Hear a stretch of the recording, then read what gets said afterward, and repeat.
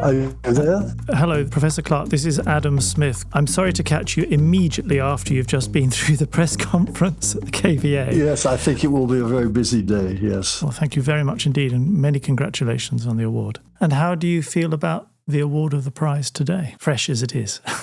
What can I say? I'm still stunned. I'm so happy and so pleased, of course, that John Martinis and Michel Devoret have shared the prize with me.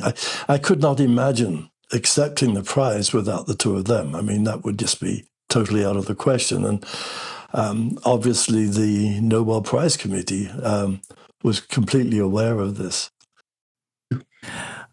This award takes us back 40 years to a time in your lab in Berkeley when Michel Devoret was a postdoc and John Martinis was a PhD student. That's right. What are your recollections of those of that time and those experiments? Well, first of all, I would like to say that I always felt very privileged to be able to work with such brilliant people. And as you said, Michel was a postdoc and John Martinis was a graduate student. And what can I say? That they understood so many things. And we had many, many, many discussions. I mean, not many hours, but many, many days of discussions about all of this. And it took us, I don't remember offhand how long now, but it took us a very long time to sort of get all this worked out. Sometimes it's just like that, isn't it? There's a sort of constellation of people that just gels and works. Exactly right, yes. I mean, I would like to say that none of this work would ever have happened without the two of them. And, we're just were and are brilliant people.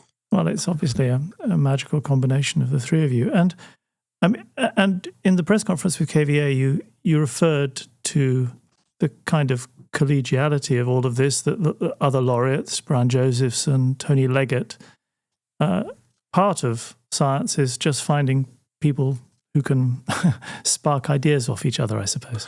Yes, I would like to say that I was a graduate student along with Brian Josephson. He was 2 years ahead of me as a graduate student. And when he sort of started to work on all of this, and he and I actually got to know each other extremely well.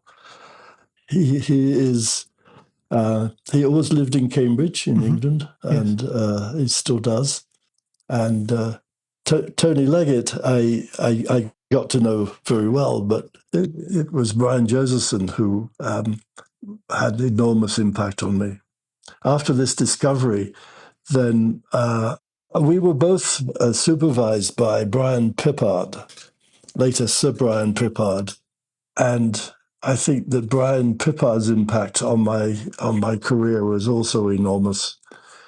And he was also a very, very kind man, and I got to know him very well. Yes, Brian Josephson continues to challenge people and make them think to this day. So. Yes.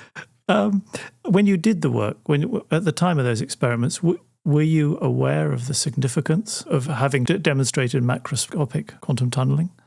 I think to some extent we were. And I remember that we got invited to various conferences to give talks on this work. So it was clear to us that people appreciated what we had done. I think that the sort of ongoing significance for the following 40 years, I think we didn't have the remotest idea that would happen. Well, that's lovely. It's been an enormous pleasure speaking to you. Thank you very much indeed. Well, thank you so much. It was a pleasure to talk with you too. Okay. Good luck for the rest of your rather busy day ahead. Okay. It was a pleasure to talk with you, and thank you again. Thank you. Bye-bye. You just heard a special episode of Nobel Prize Conversations. For more listening, we think you'll enjoy our brand new bonus episode, where Adam reveals what really gets our laureates celebrating. You can hear it on Apple Podcasts, Spotify, or wherever you listen to podcasts.